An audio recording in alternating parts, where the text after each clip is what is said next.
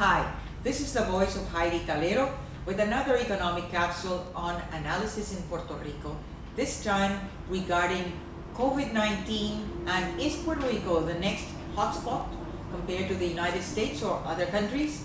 Is Puerto Rico really prepared to address this whole hotspot if that is the situation? Well, don't forget to subscribe to our economic capsule under the Voice of Heidie Calero in YouTube so that you receive new notifications. Puerto Rico closed its doors to non-essential businesses, as well as we were told to stay at home orders since March 15 through June 15. It was at that time that the executive orders from the government of Puerto Rico started to open up certain segments of the economy. We knew right there and then that, of course, the COVID-19, the virus is already here. What we would expect is that it would start increasing, but we should be in a control mode. The 4 months that Puerto Rico was closed and its economy hurt and still continues to hurt was the time for preparing our health system so that we could address this epidemic. Unfortunately, Puerto Rico, yes, it shut down, it was on lockdown, but it did not prepare. Puerto Rico is not yet prepared to address if something happens like the hotspots that are taking place in Florida, in Texas, in Arizona, in California. Let me show you an interesting graph where we are depicting on the horizontal axis here, and this is with quite a few countries in the world.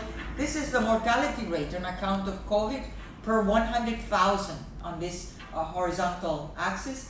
And on this vertical axis is the infection rate per 100,000 people. Notice where the US is right now, high in terms of mortality, in terms of the number of deaths, and also high in terms of the infection rate.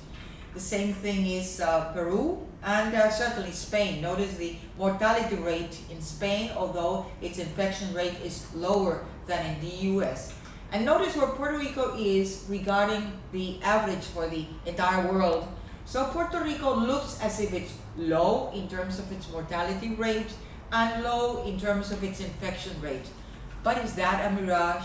Well, I'm not certain that these statistics are correct, at least for Puerto Rico. Let's look then at what is happening right now in these past few days. Once the economy opened, we started seeing more increases in the number of persons infected and the number of persons that are now hospitalized on account of COVID. So more or less controlled during the month of June, from June 15 throughout June 15. But notice what is happening. June 13 through June 15, the number of hospitalized persons increased by almost 60%. And now notice what it had happened before. It was more or less a 4% on a daily basis, but now it's 60%. So that is an area of concern. Is Puerto Rico ready for that? Is the governor of Puerto Rico going to order again a shutdown in Puerto Rico? Is she going to order again that the hospitals are not going to engage in elective surgeries? And that has caused a problem in terms of the cash flow of the hospitals, because their bread and butter, besides an epidemic, it's going to be the elective surgeries, and they didn't do that during this 4-month period. Many of them are having trouble. Some of them, in fact, furloughed some of their employees.